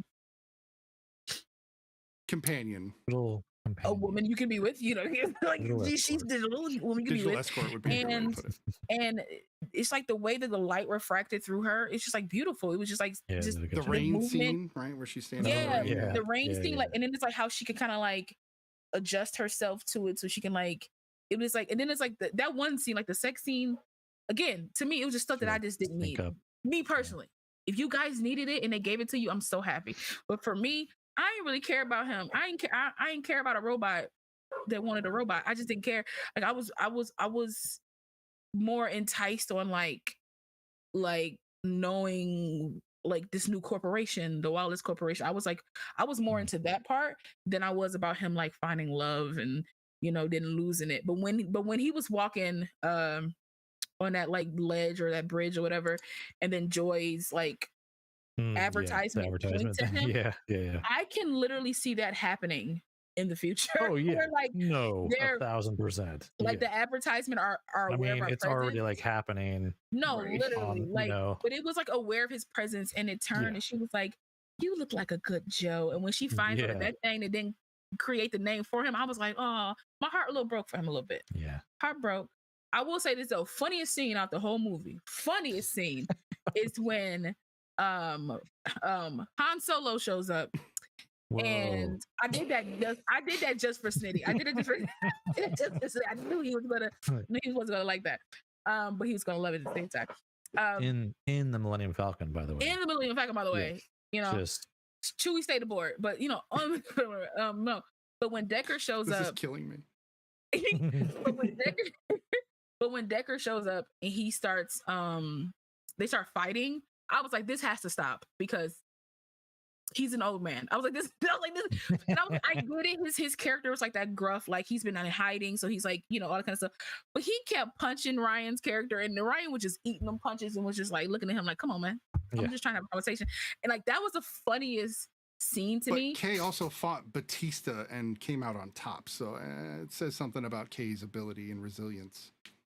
No, for sure, but also they were both replicants, though. In that, they were both replicants. But my thing is also to me, in this one, they establish Kay as a dominant force more so than they did with Decker in the first film. Mm-hmm. And I feel like if they would have established Decker as somebody more important, I guess, or he was important in the film, but he didn't feel important to me because you can't be, because I feel like he got mollywopped throughout that whole first film, and I was just but you've been killing these replicants and they're way stronger, far more superior than you, and you just been, I'm it must be you just been, it's just been somebody put a lucky coin on him, because it's just luck, because essentially in the first one he should have died, but my man just saved him for no reason. Not for no reason. See, we need a whole nother show just to discuss later. It wasn't for no reason. We're talking about man versus machine. We're talking about Roy Batty realizing his humanity in the last moments of his existence. That he's more human than a human. Right. Snitty, I get it, but he saved him for no reason. So more human than human. That's what we do here. There are, so Lala, just in case you haven't heard this, but there are quite a few people out there that do feel like if you remove Deckard, the film still. That's what I said. That's what I said. If you removed him, it would be less damage to personal property, and things would happen the exact same way. I literally said that. Except you'd have no 2049 without Decker. Right. No, it's true. Why? Because he impregnated a robot? Get out of here. Wanda did the same thing. No, right, that's true. Who hasn't impregnated a robot? I mean, but I will say the most heartbreaking part of this film of 2049 for me was them recreating Rachel Oh man, just to shoot her. I looked at Spoiler alert. that. I was like, yo, because when he was like, I looked at her and I was like, there's something off about her, but I don't know what it is. Like, it looks like her. It looks like Sean Young. Like, and I realized that Sean Young came in and coached the girl that played her, how to play her, like how to move like her, how to look like her, stuff like that. And I thought that was really cool. I was like, something's off about her. I was like, I can't figure out what's off about her. Like, I know it's not the real one, obviously, but I'm like, something's off. And then when Decker goes, and her eyes are green, I was like, son of a bee sting. I was like, they were.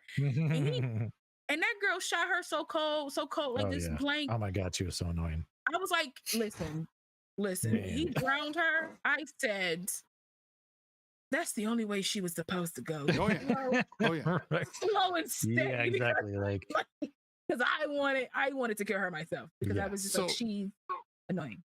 You two gentlemen, was this your first viewing, 5th viewing, 10th viewing? What are we on? Not 10.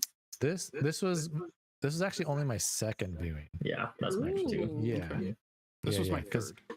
yeah, and I was just telling Tyler earlier, like pre-show, how I was like watching it this time around. I'm like, why do I not remember any of this? Like, I don't remember any of this. You know, I remember I liked it, but I could have just been like dizzy from the visuals, you know what I mean, where it's just like taking it all in. But yeah, this is my 2nd time, and I did like it more this time around. Like, I feel like I was picking up on a lot of different things.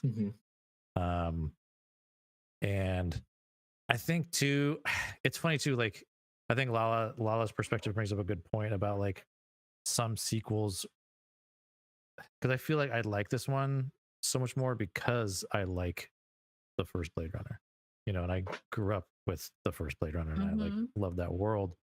And I think, like, you know, that can really hinge how you take this one in, you know, whether or not how much you like the first one. And yeah, I just really like this one. I mean, I was like really trying to pick certain things apart more so this time around visually, and just yeah, and like Lala talks about the composition too. That was one thing that I was like, man, the compositions are so great. There's one specific image where he has his vehicle parked next to the tree. So his vehicle's like here. There's that cable that holds up the tree, and the tree is right here. And the cable and the tree frame the car, and he's like standing. Oh man, yeah, just so good. Yeah, yeah, just things like that all throughout the whole thing, and just all these different pools of light, moving light. You know, oh my gosh, everywhere. Yeah, so beautiful. Yeah, and like, yeah, Ryan Gosling is great in this one. Yeah. Yeah, I actually really did like the story, and it does bring up some things about, you know, I mean, it's all based on Philip K. Dick stuff, and so there's a lot of stuff about our own humanity, what it means to be human, you know, and you really realize, like, and there's like this whole like rebel faction of replicants starting to uprise, you know, or like forming, and I'm like, should we see another Blade Runner like with like this uprising, you know, like Blade so, Runner 20. I don't know, I really liked it more this time around. Yeah. So yeah. Do you like that You know, there's Blade Runner takes place in for a TV 2019? show, right? For what? A TV show. Oh, that's Oh right. I yeah, did there hear is a about TV that. show. There are also some Maybe shorts. that'll There be are 3 shorts you can watch. One of them actually goes into Sapper's story a little No, bit. I meant like a new TV show. Like they're planning on like bringing something new out. Oh, okay. Yeah. But I know there's shorts too. I kind of want to look at the shorts. Sapper's story and kind of what leads him to the farm is one of them, and then there are 2 animated shorts. Yeah. Tyler, this was your 2nd viewing. What did you think this time around? Yeah, I'm like Brian. Like, I didn't realize how much I didn't pay attention, I guess, in the first one. Apparently, like, I talk about the movie all the time, and like, it's good that I watched it now, so I can like extensively talk about it. Yeah. But yeah, just, I mean, the cinematography is insane. That fight scene you brought up where he was fighting Deckard with Elvis playing in the background. Yeah. That was like melting my brain. I did not know how they were filmed, because there's like all kinds of lights going on. There's glitches. Like, I was like, this has to be a nightmare. Like, I don't understand how this works. Like, yeah, and just thinking about like, how do you reset all that too? Like, you do one take, and like you got to like, man. So yeah, because there's a lot of cuts in that too. Like, when he knocks Kay off the balcony when he first meets him, the Yeah. dust on the floor because it had gathered for so long. Yeah. And then there's like body print. I was A like, body God, I would print not there, want to yeah. reset that scene if they had to do a take. Oh you know? man. You know they You did know? though. Yeah, I know. That's wild. But I hope they just didn't, those because I'd subtle have been things, like, you know. "This is my last movie. I'm Yeah. not doing this no more." Because that was Yeah. a lot. Yeah. I think they did a good I job. know- Oh, sorry. Go ahead, Tyler. I know, like people. I mean, like I don't like really care for like. It depends. Like sex scenes, like there has to be a reason. Right, Most of the yeah. time, there isn't really. But visually, that was another part that blew my mind. Yeah, like, that was great. I don't know how they did that. There Yeah. was like Yeah. 2 hands, like, and it just Yeah, I feel like, real. I feel like they did they film filmed it it. twice? I Like, would They assume filmed the it. They filmed actresses it had to twice. film I it feel like twice they and then filmed layer the it in. actresses once. yeah. Both of them got filmed once, and then they put them together because like And their then they just- movements were like they slightly off. would Turned have had the to remove opacity down Ryan. on air. Yeah.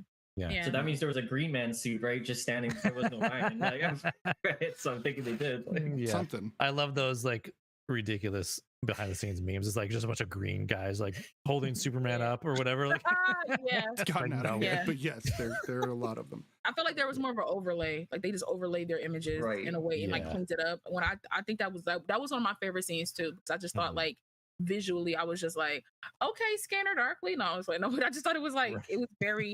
it was very, Yeah. very nicely done. But I you're think. not wrong. Scanner Darkly is also Philip K. Dick. So Also Philip K. that's Dick. very Oh, he loves shit. exploring the human Okay. psyche and what makes us human. Well, cool. I feel Um, good about that. There you Cool. go. Yeah, Okay. it's definitely Nice. he had this kind of way about him. Yeah. Mhm.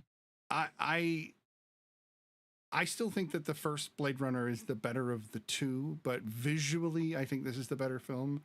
Just because of the technology alone, that's fine. I knew she was going to do that. The technology alone affords the filmmakers to do far more nowadays, No, and for so sure. they can definitely Yeah. push it further.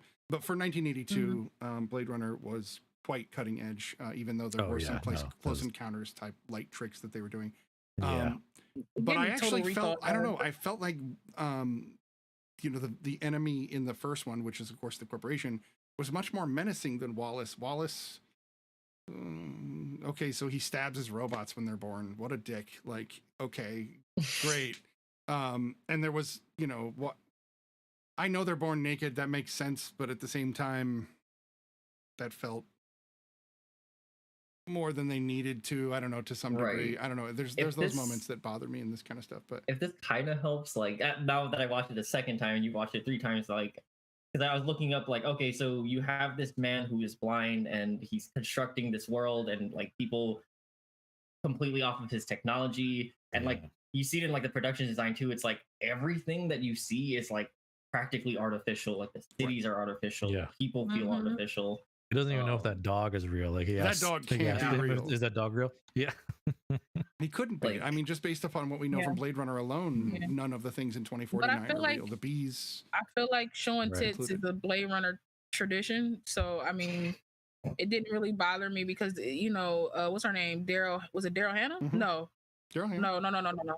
no, it wasn't her. But it was the other girl. What's her name? The other lady. Fudge. I can't remember her name. Oh, the actress that was doing the Yeah, snake that was show. like they're doing the snake show. yeah. She was Oh. just tits out. Like she was just like, she took a shower and all that kind of like, so like to me, I felt like no, not Sean Young, baby. It's just I can't remember her name, and I just watched her in something, and it was just like I was like, that's her, but younger. I was like, it flipped out a little bit, but like I felt like Blade Runner, the whole thing was just like in the 80s, showing boobs was like the thing to do. Like even now, it kind of is like they're getting better at it. Like, Joanna but Cassidy. I think back then. Yeah, Yes, that's and what I was I'm like, yeah. that's they're showing boob here, and then like in 2049 they were showing boob. They showed boob there. I was like, Boob runner. it's boob runner, man. It was just, Runner.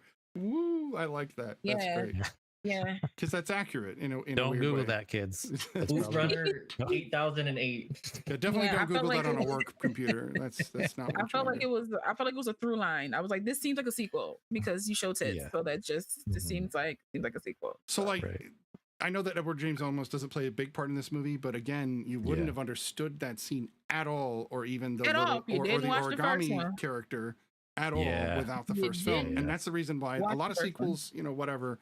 But with this one, as deep and as entrenched as the concepts are to the original Mhm. film, that's Mhm. why I kind of insisted on it. Mhm. Um, Especially the ending too, right? Isn't that a callback to what's his face? The rain scene in the first Blade Runner. Yeah, there is a kind of a connection between. Oh yeah. The ending irked my soul. The ending irked every part of me. Why is that? Human. Why is that? The ending of this film, because It's fade to black. I know, right? I know, right? Brian knows. Brian already knows. I don't need to say anything. I don't need to say anything. No, it's just I don't. Characters. It's a safe space. It's a safe space. Thank you. Thank you. I'm afraid now. We're gonna fade to black on you. You know, if you're. Oh not my careful. God! Why would you trigger me? No, no, because like my thing is like I don't like things left unsaid, and him just putting his hand on the glass. I was like, does she know what that means? Like, I was just like, does she know who you are? Yeah, Does she get what this is? Is she? Are you not gonna be like, you know? It'd be very Star Wars if he was like, I'm your father, but like, I don't need that. But like, I at least wanted them to be like, I wanted, even if they didn't say anything like that, I wanted there to be, I wanted to see her face when she recognized who he was. But how would then they she? could have faded to black. But that's what I'm saying. Yes, like, how I did think he she tell would. her? No, Like, yeah. I wanted just a little bit more. Like, again, you don't have to spoon feed me, but like a realization or something. I was just like, it's gonna end with Ryan Gosling just laying in the snow dying and him putting his hand on the thing, and then that's it. And I was just like, so she don't get, I'm kind of bonded. I'm like trauma bonded with this girl right now. And I don't get the satisfaction of her knowing that like she's not alone, because she felt alone and they didn't give me that satisfaction. And I was just like, oh, okay. Fade to fair. black. You know how I feel about that. I think that That's a double whammy right there. I don't think that she met a lot of people. So just having somebody come in and show and like look at her in that way might have been enough for her to know. No, it wasn't for me though. No, I'm the no, person no, that- no. But I'm the person that would purchase this film. It doesn't do enough for me. it's fair.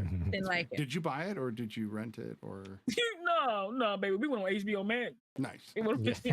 So this is one And I don't even- I own this one and I Blade don't even Runner, pay for so- that. You feel me? yeah. So I just like no, I want HBO Max. I used to have that that special Blu-ray. I actually think it was the DVD, but it came into like a case, like a suitcase, like a metal. It wasn't metal, but it looked like one of those attaché cases, and it had all 5 Blade Runners in it, and it had like the car that he flew around in, and it had like a little origami unicorn thing, and that's all these huge. cool things. Yeah, I was like ridiculous. Now the question is, have you guys ever Different. read Ready Player One? No. Oh, Did you say read? Who does that nowadays? You watch stuff. That's okay. crazy. They do have audiobooks. Just put it it out out there. there. So forget about the movie. Just literally set that aside. Forget about that. If you guys enjoy 80s movies and you enjoy 80s games, just 80s in general, and like Blade Runner, I really do think you would like Ready Player One, the book. It's worth a read. It's totally nerd culture to the core. That said, one of the things I wanted to say about 2049 is that very few sequels, especially what I call legacy sequels, ones that are way past what would be kind of considered a normal couple of years or whatever, or unless you're Kevin Smith, I guess he'll just keep making sequels every 20 years for his movies. They're amazing. Stop it. For me, the look of this film, the feel of this film, the grittiness, the languages, the blend of the cultures, the haircuts, everything felt like Blade Runner to me. I knew the world I was in the moment this movie started, and that is something that's very difficult to capture. So that alone for the production crew deserve a lot of credit for making this film feel like. I will say there's more lens flares in the first one. That's true. There's no lens flares in this, but you know. Oh, shout out to Hans Zimmer. Yeah. Oh man, the music's so good. Yeah, So good. Like I like the. This is gonna sound pretentious again, but I love like I love it. It sounded like the revving of engines, but the way I pictured it was like it's mechanical. Yeah, but like they were like almost like groaning, like they're like in pain, like if that's what the city is, it's like it's suffering and like Hans Zimmer. Yeah, it's so good. He's good. You mad genius, you. He's good. Yeah. Well, you guys have anything else you want to say about Blade Runner 2049? Anything that sticks out to you besides the beautiful orange nature of most of this film? It's so orange and beautiful. Orange, blue. Um, Ryan I enjoyed Gosling the is acting. driving again. Another again, movie. there's a lot of Yeah. like I mentioned, there's a lot of like shooting through things that are Alright. like yeah. blurred or distorted or like Rain you again. can't fully see things. Like there's a lot of that, a lot of silhouette. Yeah. Yeah. I just like the world. I like that we were able to get out of the city a little bit in this one. No, Because totally. like the first one, it was very city bound, apartment bound, like Yeah. kind of like locked in. And this one like explored whatever else was left, I guess, at this point, like Right. what was left, but you still got more visuals. And also it was just like a nice look at like what was and what is. And like we literally live in a what is world and we remember what was. So it was very interesting to see like and then what we could be type of thing. Mhm. Like so that was interesting to watch, I but like they it. kept fading to black and I was just it took me out of the film. So I was just, Why don't we rate this film then, and we'll be able to call this another show in the can. you go first, City. Oh, yeah. It's a 9. While I would rate Of Blade course. Runner a 10, since we're already talking about it, just because it's peak sci-fi. But anything that delves into psychology and sci-fi and is as beautiful as this deserves some high ratings. So that's my take on it. How about you, La? Since I watched Blade Runner for the first time, I give it a 7. It's not a bad film. It's not something that I'm gonna lift up Simba like to the film gods. Blade Like, Runner. Blade Runner, like no. I'm gonna be like Scar, like I'm surrounded by idiots. Like no, like so give the original a 7. 2049, I'll give an 8 because visually is more beautiful than the first one. And it's the story, even though I felt like almost 3 hours is too long, baby. I still felt like the story had more meat to it than the first one in my book. So I give this second one an 8. So, I like it. And Tyler. This is a movie I would bring to the film gods along with Spaceballs and all of those. It's a I totally understand. She's like, I'm out of here. I'm leaving for the night. listen, have a good one. Ooh, Mel Brooks week. Ooh. But it's a 10. Like there's just everything like cinematography. I'm a sucker for cyberpunk, just the aesthetic and everyone's awesome. The world building is good. The music, the production design too. Like I've had to mention it. Like man, like that's one of the things that just told me like this movie was expensive. Like they built so much of this stuff. Like damn, yeah. But it looks so different when they build sets. Yeah, no, totally. Right? Yeah. Oh That's yeah, the yeah. difference. Yeah. It's a huge difference. Yeah, man. So, Yeah, all right, that's Brian. me. Yeah, I give this one a 9. Yeah, it's up there. Not just the Deacons factor, of course. Like I'm gonna, I should make a T-shirt of that and get that one. Deacon's Factor. Deacon's I like Factor. that. Wear that, yeah. Deacons factor plus 5. Yeah, it was great to like finally watch it again, and really like, just like sit with it and really like dig things, like really dig through things and really just kind of take it in a little better. Yeah, but yeah, a 9. All right. Now, what did Tyler and Brian rate the original Blade Runner? We didn't get that from you guys. Oh, the original Blade Runner. Go ahead, Tyler. So I'm actually on the boat of like I like the new one a little more than the first one. I mean, but aside from like, of course, it's better like they're in certain aspects. But I give the first one a 9 because the first time I fell asleep because it was long. Yeah. It's a lot more slow paced, I think, than the second one. If you can. Cool. Not it's long, and the second one is like 3 hours. Stop it, Ty. Stop. The first one I does was like, feel that's longer. the whole time for 2049. Like It moves slower for sure. The first one does move slower. yeah. And then how about you, And Brian? also, I never liked Deckard and Rachel's relationship because it didn't make sense to me. But continue. Go ahead, Brian. First Blade Runner is an 8 for me. All right. Yep. I like it. So like I do like this one more than the first. All right. Overall, I think we all liked all of them. I have a bot here that I got to get rid of. Bear with me. There we go. Get out of here, bot. And don't go clicking on those links, y'all. Leave it alone. Might be a replicant. Might be. Yeah. Might Nice. be. Or it could be a spider, maybe, possibly. Or it could be a Crample link for my Crample site. Ramble. Make sure to follow us on good. Crample. Now That's that's the it. shirt. Like That's the shirt you need to make. Make sure to follow us on Crample. Crample. Crample.com. Follow. Yeah. Don't forget, guys. Follow us on all social media as well as our podcast on all of the anchors and Spotify's and Googles and stuff like that. And don't forget, if you're not in our Discord, man, come into the Discord, chit chat with us, share stuff with us, request stuff that we have the power to veto if we don't want to do it. But come join us, guys. Become a real student. We appreciate you. Agreed. That said, this has been episode 9 of season 2 of The Real Study, and we all hope you have a great week, and we will see Bye, you guys. back Thanks, here next everyone. week. Bye, guys.